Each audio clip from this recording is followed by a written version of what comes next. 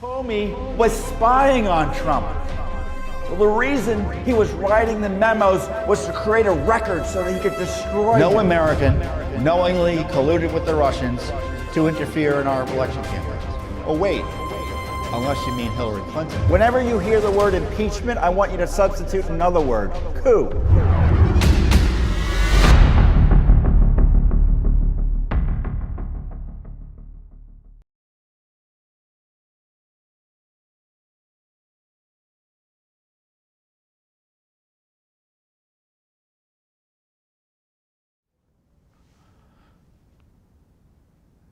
Hey everyone, Judicial Watch President Tom Fitton here with our weekly update for you here on social media. Thanks for joining us during this ongoing constitutional crisis. No, it never ended and didn't end with impeachment. In fact, it's continuing, and I'll talk to you about the ongoing coup against the President of the United States. Plus, we have really shocking new documents on the Clinton email scandal that show in dramatic fashion the sham nature of the investigation into her email misconduct. And on top of it all, the deep state is still protecting the coup cabal.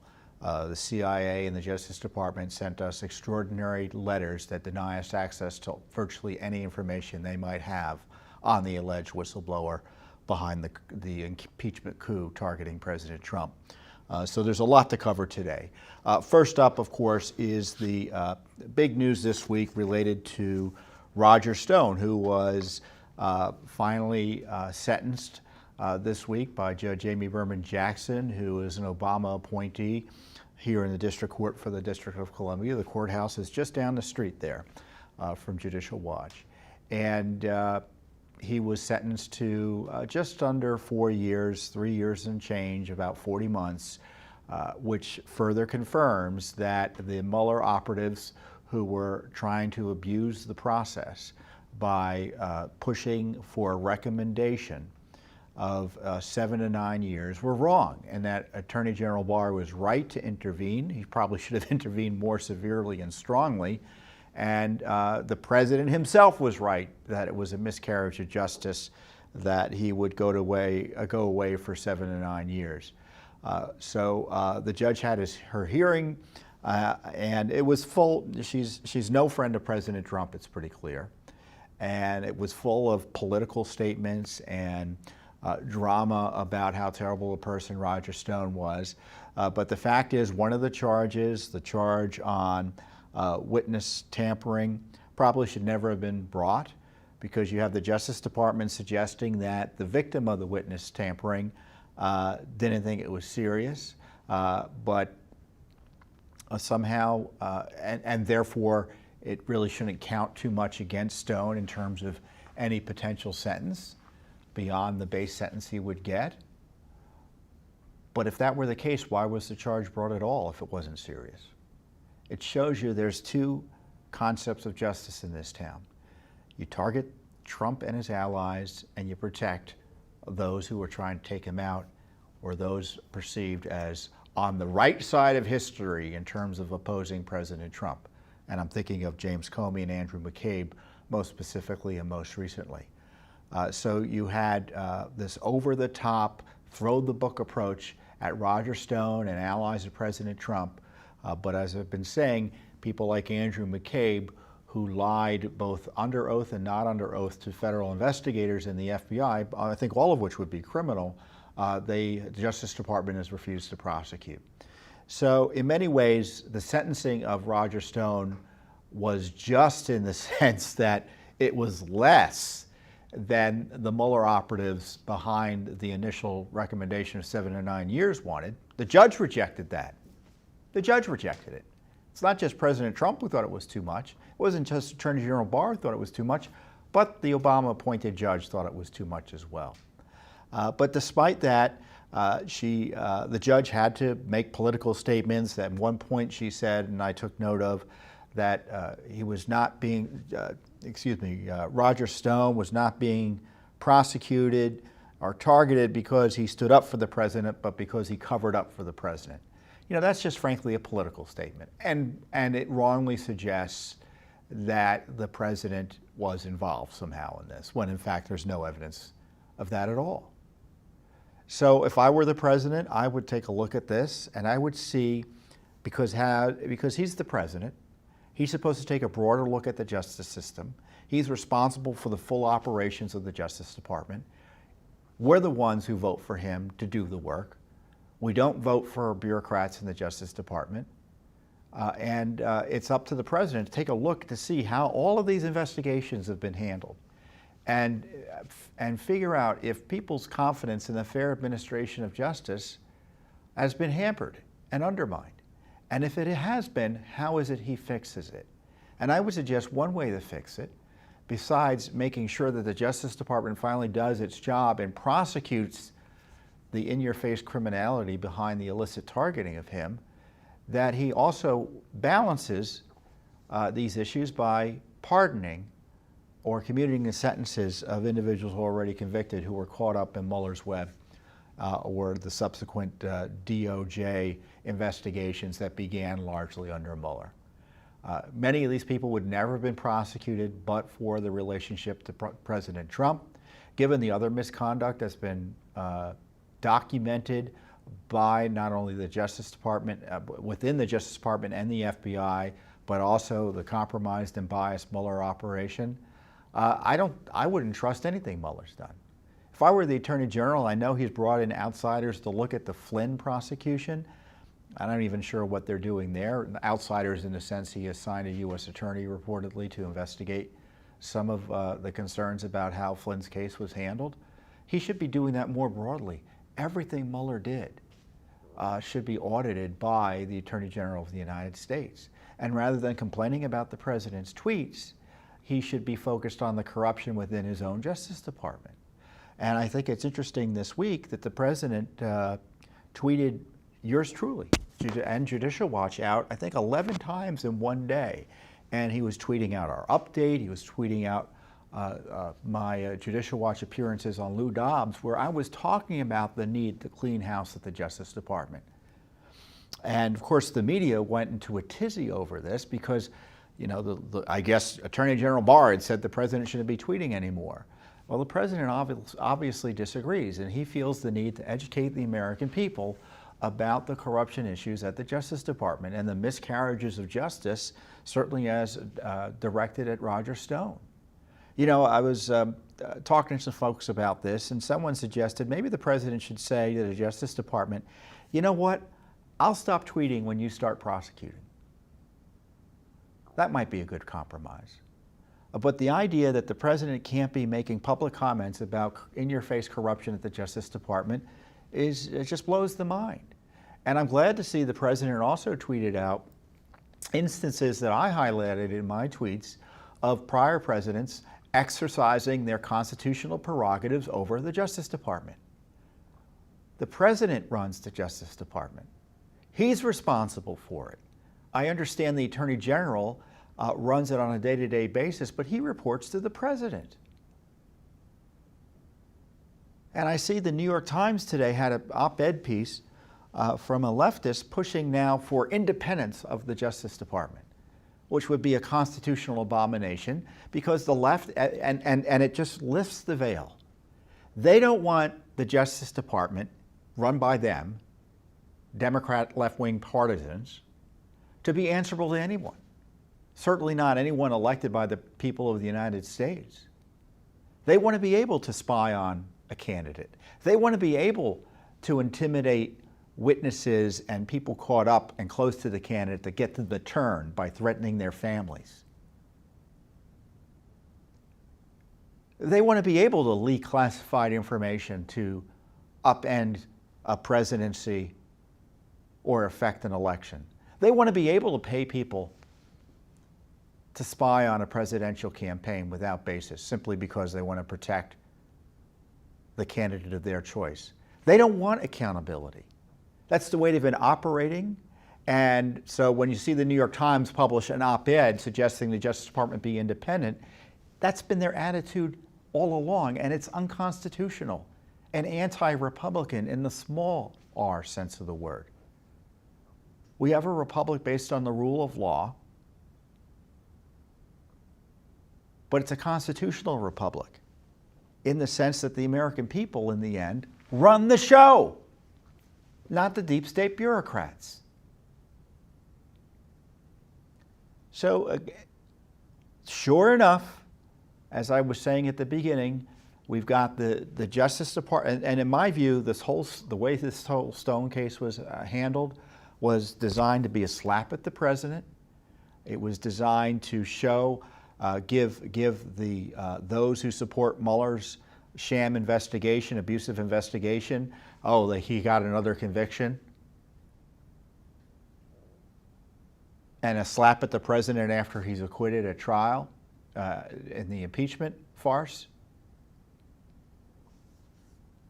And again, I don't understand why Attorney General Barr is focusing on the president's tweets as opposed to the fact he had 4 prosecutors, according to reports, try to extort actually successfully extort the initial recommendation, the initial approval of the recommendation for 7 to 9 years. What did they do? They said, you push this in. They told their acting boss at the time, you push this in or otherwise we're going to pull out and make a mess of it. Well, he caved. I think that's more concerning. Now this week, to show you that it's all a distraction, this week we have further documentation that the deep state is continuing to misuse our intelligence agencies to try to destroy President Trump, obviously in alliance with their friends in Congress, namely Adam Schiff. There were reports that there was some type of briefing to top leaders of Congress that included Schiff on intelligence matters, saying the Russians wanted to help Trump. Now, there have been variations as to what actually was said and what the intelligence actually shows, and I'm not going to give it the time of day because I don't think any of it is believable. And as I warned you, it's not just about President Trump, it's about anyone that the establishment doesn't want to be in power, and that person particularly is Bernie Sanders. They're horrified that this anti-establishment, and I don't think much of Sanders' policy proposals, they're a little too communist for my taste. So rather than play by the rules and just defeat him at the polls, we get a leak, just as I'm going to air today. There's a leak that the Russians also want to help Bernie Sanders. So how does that work? The Russians want to help President Trump and President Trump's opponent. What is the theory? The theme here is, let's leak classified information to try to undermine candidates for public office. And specifically President Trump, and of course, even Bernie Sanders is being targeted. On behalf of whom, I don't know. Joe Biden, that would explain a lot given the criminal corruption to try to protect him from the consequences of the Ukraine scandal he and his son were embroiled in. Trump is still being targeted. That's for sure. And the left is going in an uproar because he appointed as acting director Richard Grenell, the ambassador to Germany, as acting director of the Office of National Intelligence, which has been a deep state bastion for some time. And his deputy supposedly is going to be Kash Patel. Now, Mr. Patel had helped Devin Nunes on the Intelligence Committee expose the FISA-gate criminality targeting Trump and other abuses targeting him and other Americans. Remember the unmaskings, which we still don't have information on. So they're very frightened that they might have an effective leader, even in an acting capacity, and someone who knows how corrupt the intelligence agencies are, running the Office of Director of National Intelligence, even for a period of time.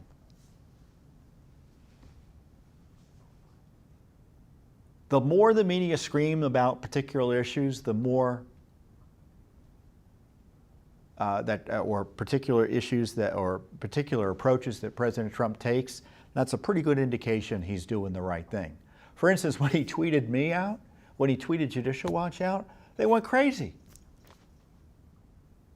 NBC News was putting my tweets on the front page on their national news program. Washington Post, New York Times, saying the president is ignoring Barr's demands that he stop tweeting. And what I loved about it is, and the president I think is smart about this, is he's educating Americans when he retweets Judicial Watch and me. Because our tweets are educational. They tell people about issues that they otherwise may not know about. Of course the deep state gets upset when the president tweets something. For instance, I said Barr needs to clean house at the DOJ. Well, who would object to that other than the corrupt deep staters that are running it now? Isn't it fantastic the president tweeted it? And isn't it fantastic that the media got so outraged about it that they actually reported it out further? They don't even know what they're doing.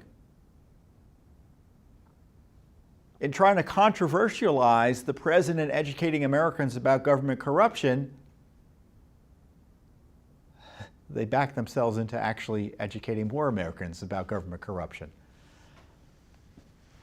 So that was great. It was great that the president tweeted out our material this week because it allows so many more Americans to find out about the essential work we do, which is as important as anything else going on in Washington, D.C.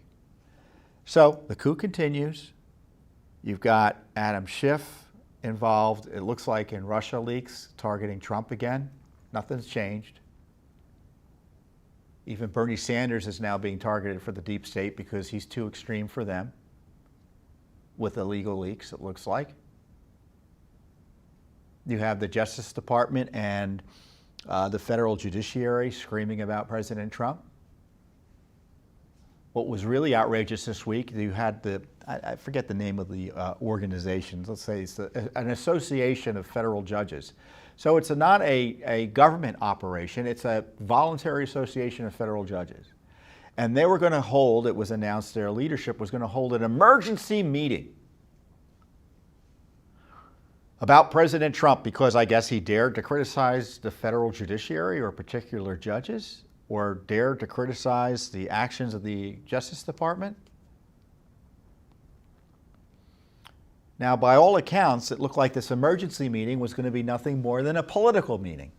And if that were the case, judges participating in that would be probably in violations of basic ethics norms that govern the federal judiciary. Yeah, they have ethics rules for the federal judiciary, as you might imagine.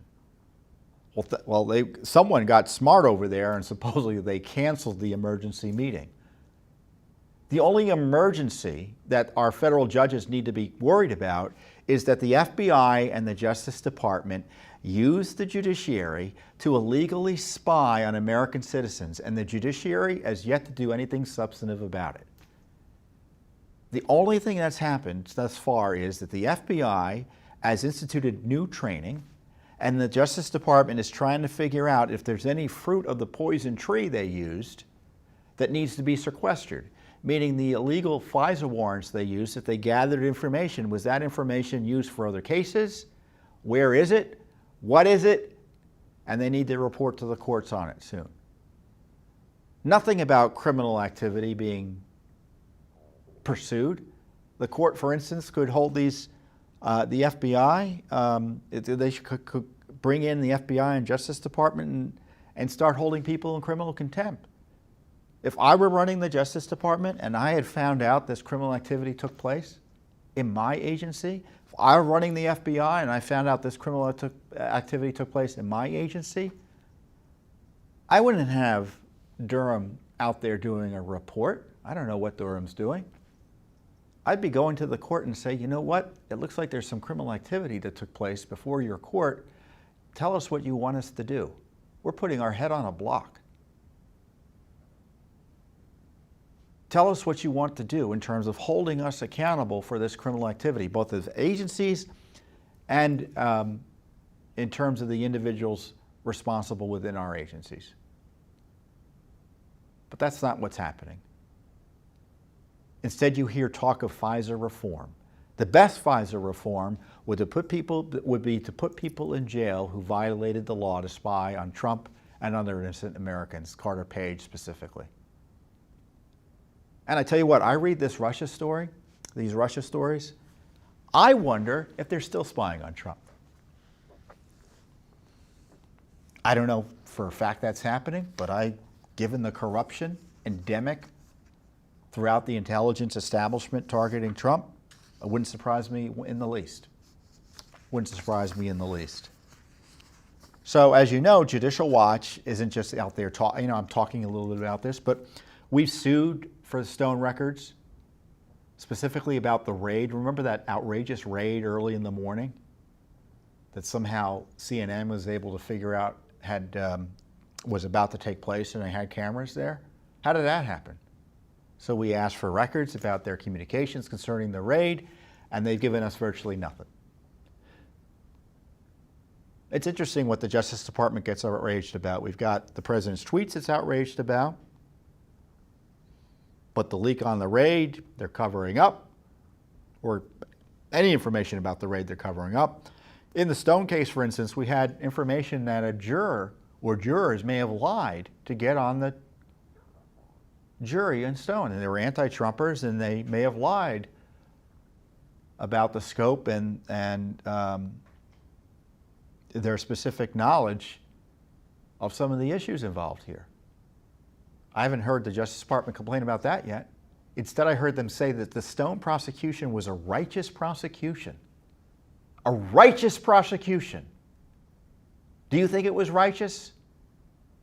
In light of all the facts and circumstances I've laid out for you? Well, this Justice Department thinks it is. They should be running away from these prosecutions. They should be freezing them. They should presume corruption, given everything that's going on. Instead, they're defending them and continuing to push them. The president's right to be frustrated. So as I said, we're doing the lawsuits. We've got document requests on virtually everything that you care about as it relates to Spygate. Dozens of lawsuits, probably hundreds of Freedom of Information Act requests. And one of the key issues is accountability for the coup that took place a minute and a half ago. We're all supposed to forget that, right?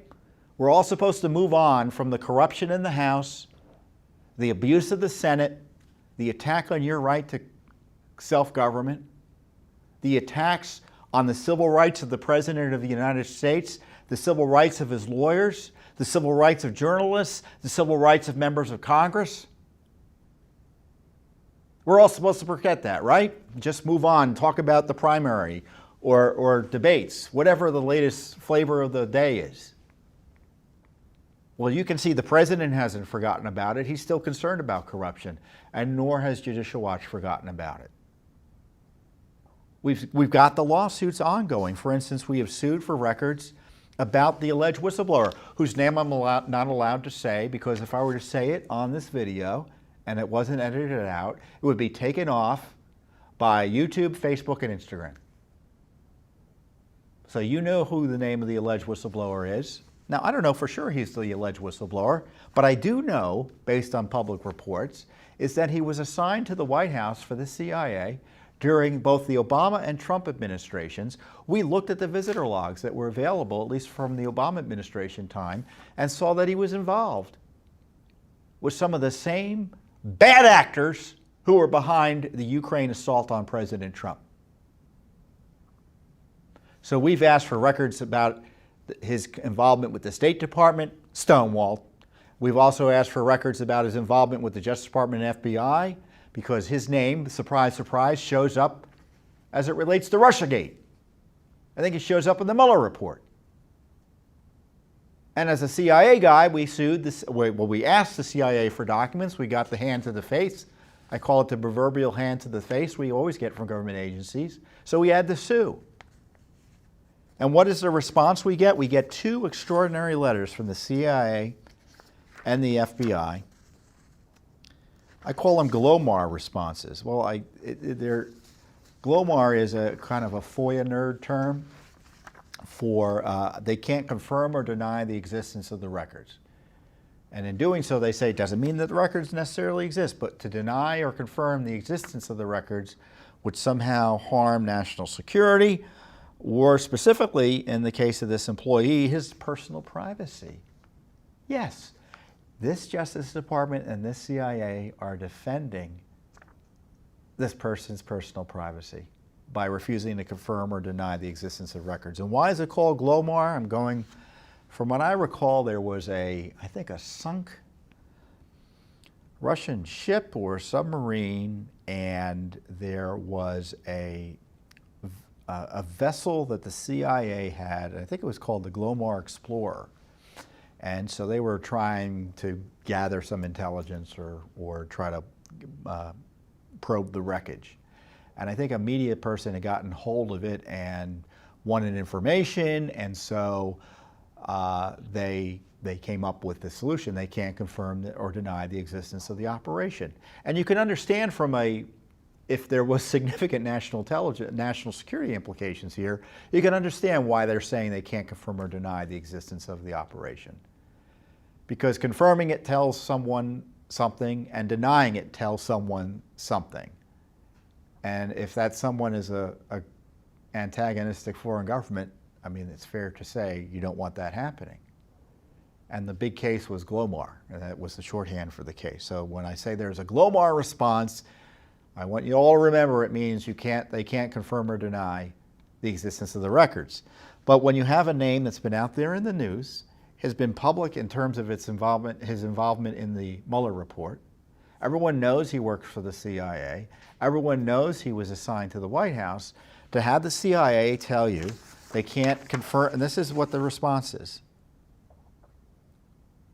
In accordance with Section 3.6a of Executive Order 13526, the CIA can neither confirm nor deny the existence or non-existence of records responsive to our requests.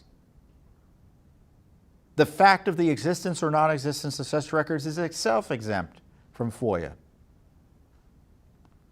under Exemption B3 and Section 6 of the CIA Act of 1949. And to the extent your request could relate to CIA intelligence sources and methods information, the factor of the existence or non-existence of all such records is exempt from FOIA. This completes our response to the above referenced cases.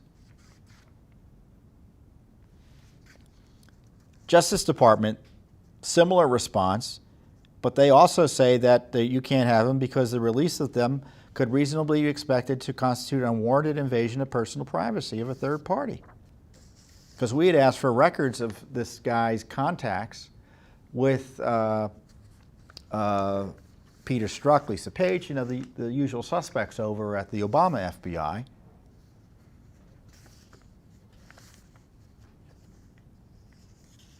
So now they're protecting the personal privacy of this guy, which is par for the course from the Justice Department. They tried to protect the personal privacy of Christopher Steele, the Clinton spy, believe it or not. We've had two courts push back on that scheme and scam by the FBI and Justice Department to protect, quote, the personal privacy. They're using the excuse of protecting their personal privacy to keep records away from us about Christopher Steele. They wanted to hide all those records, or not all of them, but a good part of them. And now they're doing it for the guy who may be behind an effort to overthrow the President of the United States. And I'd like to know where the Justice Department is on this, because I think this person ought to be investigated. Why? Because I don't think he had based on the information out there, there's an open question as to whether he should have had access to the phone call, which was classified at the time. Colonel Vindman, who was kicked out of the White House finally, he and his brother.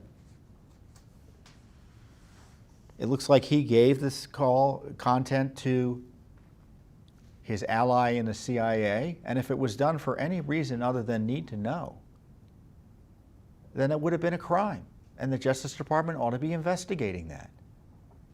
How that call was handled, and certainly the communications between the whistleblower and Adam Schiff, who the communications of which Adam Schiff lied about with his office, DOJ should be investigating that.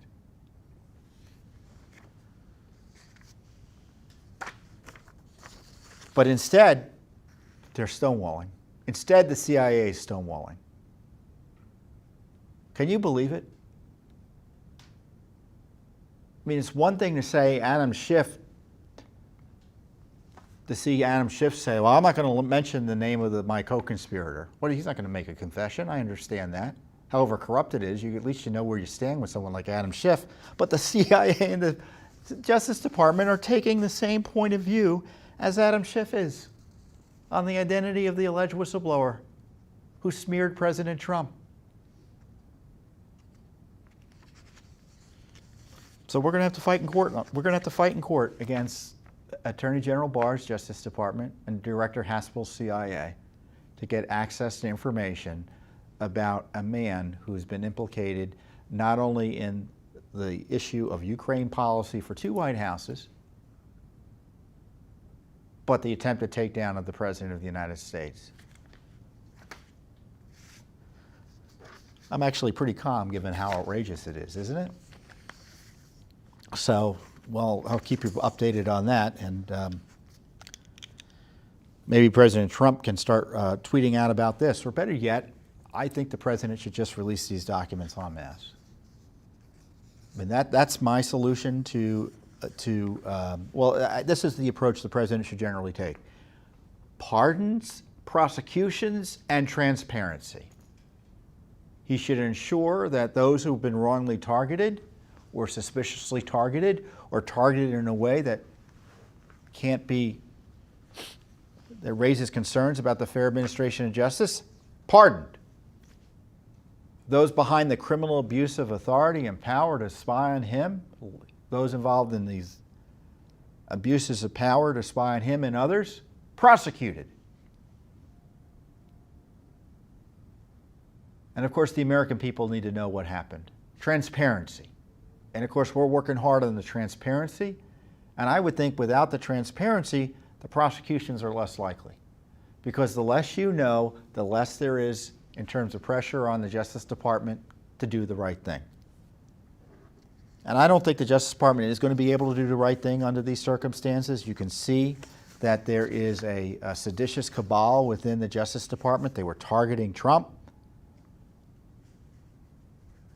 I called it a seditious conspiracy. The media picked up on that in the tweets that President Trump retweeted. Good. American people need to know there's a seditious conspiracy within our government to destroy President Trump.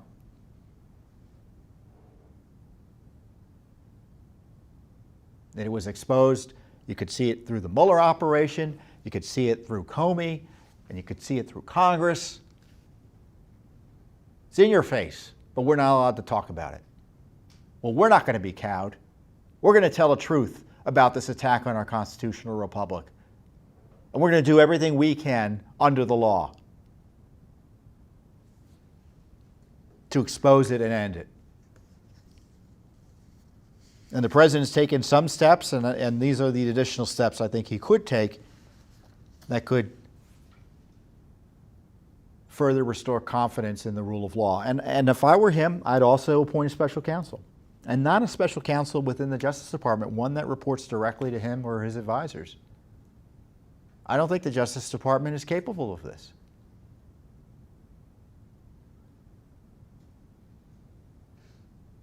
I mean, they're asking FBI agents who probably want to do the right thing, but I'm sure a few of them are pretty nervous about being asked to investigate their leadership or their former leadership.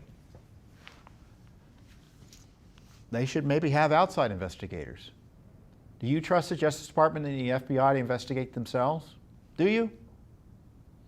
Or would you prefer a third party do it?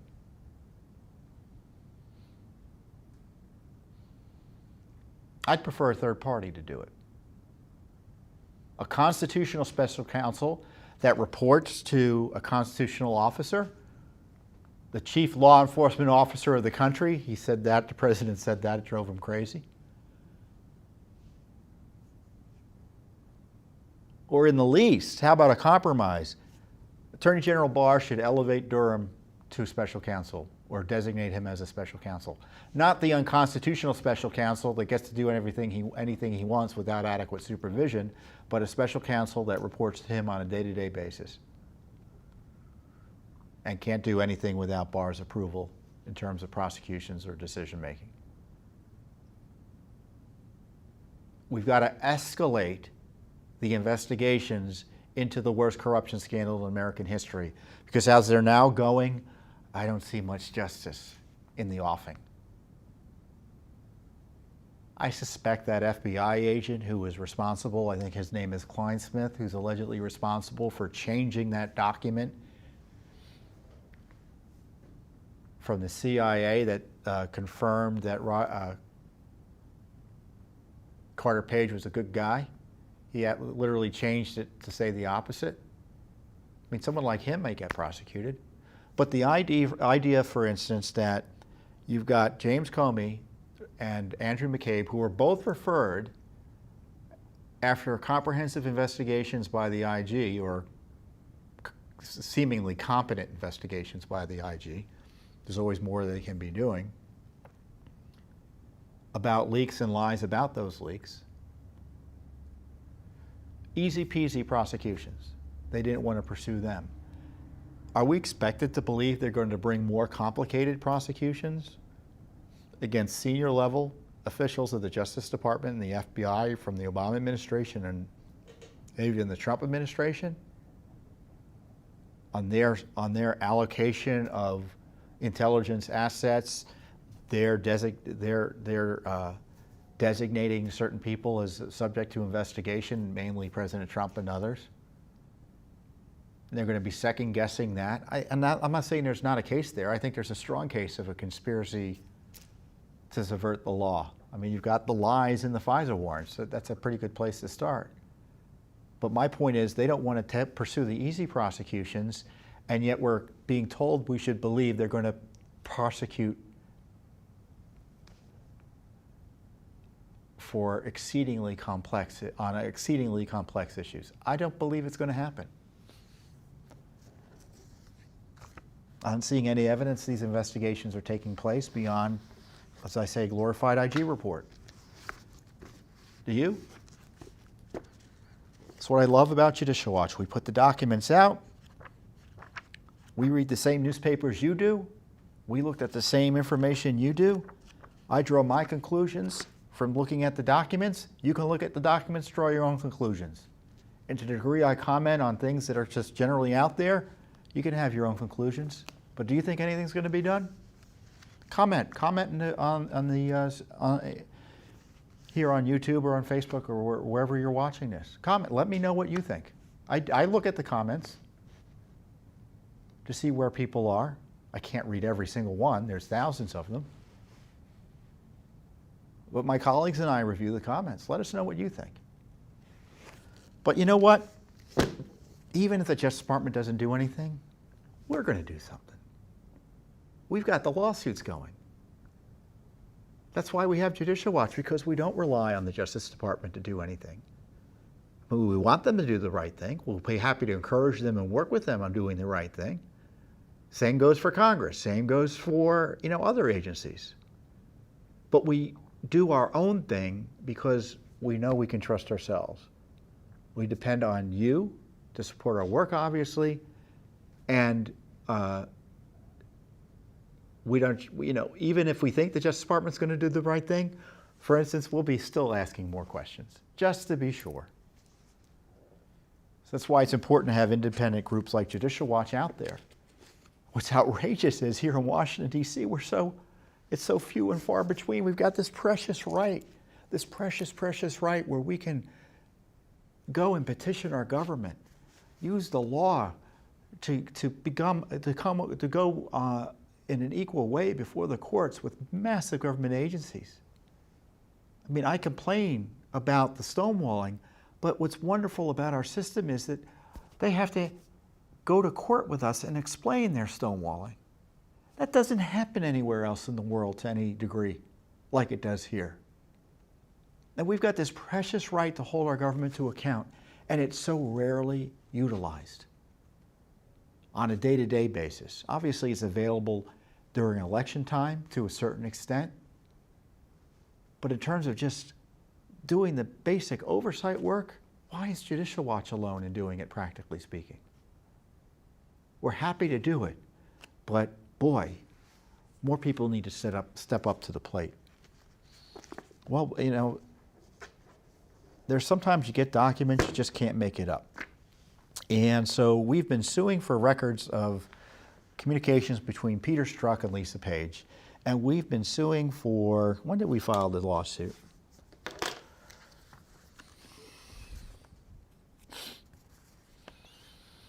So we asked in December of 2017 for the records, and we filed the lawsuit in January.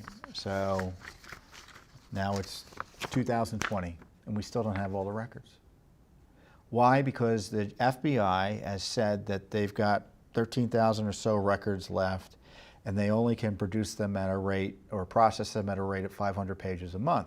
Now, it doesn't mean we get 500 pages a month. It just means that they only will look and process 500 pages a month. So the Page Strzok records, which in my view, which as best I can tell, have yet to include any text messages. So that's a whole other group of documents the FBI is hiding from us. We won't get all these records processed and turned over to us until the year 2021, till next year. And then we start fighting over the records they haven't turned over to us. So in effect, they are protecting Page and Strzok from being held fully accountable for what they were doing because they're hiding the records, pretending they don't have the capacity to turn them over to us in a more timely way. And unfortunately, the court endorsed it. Courts too often are deferential to the agencies here. And to the degree it's seen sometimes as helping Trump rather than hurting him, I've been seeing a pattern from the courts here in the District of Columbia that they will accelerate cases that might hurt Trump and accelerate cases that might hurt Trump and slow cases down or agree or be disinterested in cases that will potentially highlight the corruption against him. It's very concerning. But nevertheless, we've been getting the documents out on Page and Strzok. And I've been going over them as we've been able to go through them. And, you know, we've got actually more documents we're still looking at that we haven't reviewed yet. But the latest batch is incredible because it confirms that the FBI investigation into Hillary Clinton was a sham. Now, I know you already know it was a sham, but to see it in black and white is incredible. And this is probably one of the most damning details about just how much of a joke the FBI investigation was. So the Page and Strzok email is dated August 26, 2016, and the email shows that Hillary Clinton's FBI 302, which is the summary document that the FBI creates of witness and subject interviews, was not complete, meaning she said stuff that didn't make it into the 302 report. How do we know this? Thanks to Judicial Watch. I'll read directly. Do new records include an August 26, 2016 email from CNN's Evan Perez to Michael Corton, the FBI's Assistant Director for Public Affairs, saying, do you know if Trey Gowdy, is right that the FBI didn't ask Clinton about her intent, and is that weird? Corton forwards the email to Strzok saying, the question of the day, ... Strzok replies to Corton, I know. I was getting increasingly irritated at Gowdy last night. I don't know the basis for him saying that. We certainly asked her. She said she did it for convenience because she wanted one system of email. We also asked those close to her, Abedin and Mills specifically, who said the same thing. Well, to be clear, Abedin said something different to us. She said she set up the email system because she didn't want anyone to see her emails. But, you know, Lord forbid the Justice Department investigate that contradiction in testimony. So someone writes, but can we find references in the 302 which discuss it? Though not in the 302, at the end of the interview, she apologized for the work and effort it created for the FBI. She said words to the effect of, I'm sorry this has caused so much work and expenditure. of resources by the FBI. I chose to use my own server out of convenience. It proved to be anything but. Strzok forwarded the exchange to Page saying, need to nip this in the bud. So is that incredible or what? Hillary Clinton, at the end of her interview, apologized to the FBI and admitted she, quote, did it for convenience, but it proved to be anything but, which meant it wasn't for her convenience. And it didn't make it into the 302. So what we now have is confirmation that the FBI 302 summary report of Hillary Clinton's unrecorded interview is not accurate. It doesn't detail what she told them. This is a major revelation. She's apologizing to the FBI. You know who else apologized to the FBI when he was found to have lied and barely got away from being prosecuted? Andrew McCabe. I guess that's the way you get out of going to jail or getting prosecuted. You apologize for the obstruction of justice. This is why we can't get these documents in a timely manner, because it exposes the corruption behind the investigation of Hillary Clinton.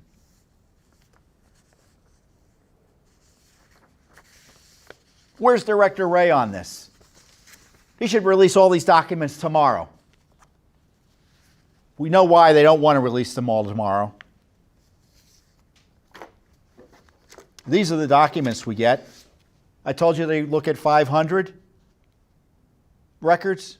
Doesn't look like we got any of them. I think we got only 191 pages of records. So there are hundreds of documents we don't have, just in this one batch. Other documents show that Strzok was somehow involved or knew about the intelligence briefings of President Trump, which were so scandalous. These were from when he was a candidate. Remember, they were all worried that Trump's campaign was being compromised by the Russians. He was colluding with the Russians, or people on his campaign were potentially colluding with the Russians. And rather than tell him that this is something he needed to be worried about, like they just told Bernie Sanders, according to reports, they hid it from him. And they used, according to the IG, one of the briefings to essentially spy on his campaign operation. And Strzok says, and it's about the time this briefing took place, he starts talking about these briefings for the candidates.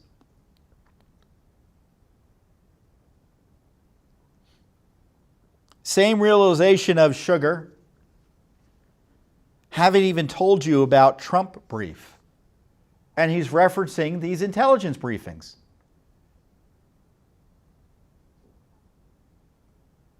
That was August 18th.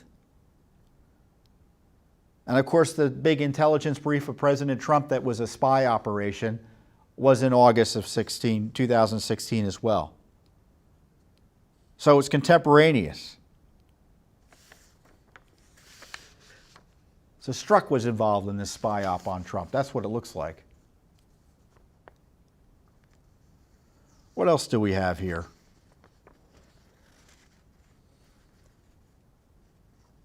Well, those are the big ones. I guess there's a bunch of emails here, but you know, these are the big ones.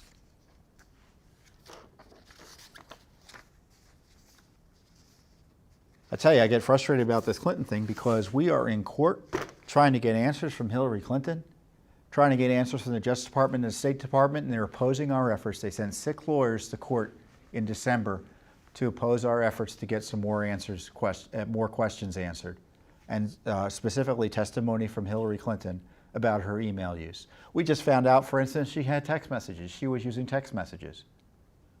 Something else we would need to question her on. And now they've been hiding from us documents that show that, and by from us, I mean you, that Hillary Clinton felt the need to apologize to the FBI for wasting their resources. If she did nothing wrong, why did she apologize? And she admits she did it for convenience, but it turned out to be anything but. Well, so much for her argument that it was for convenience. There's more than enough information that has been uncovered not only by the FBI in their pretend investigation, but since then by Judicial Watch, to warrant a renewed criminal investigation into the Hillary Clinton email scandal. And the fact the Justice Department hasn't done it is terrible. Absolutely terrible. And not only have they not done it, but they're defending her email misconduct. It's not even they don't want to look into it anymore, or they think the case is closed. No, they're defending the misconduct. Defending it. But let's talk about the president's tweets, right? So a lot going on. We've got more documents coming out the next week that you'll want to tune into to our update next week as well. We'll see if the president issues pardons or takes additional steps to rein in the corruption at the Justice Department and enforce the rule of law. I hope he does. But in the meantime, be sure to tune into Judicial Watch next week. We'll be at CPAC. I'll be speaking at CPAC next week as well. And if you're at CPAC, stop by at our booth or at our, I think we'll have a media table as well outside the main hall. And of course, I'll be speaking as well. So if you see me there, be sure to say hello. In the meantime, thanks for your support, and I'll see you here next time on the Judicial Watch Update.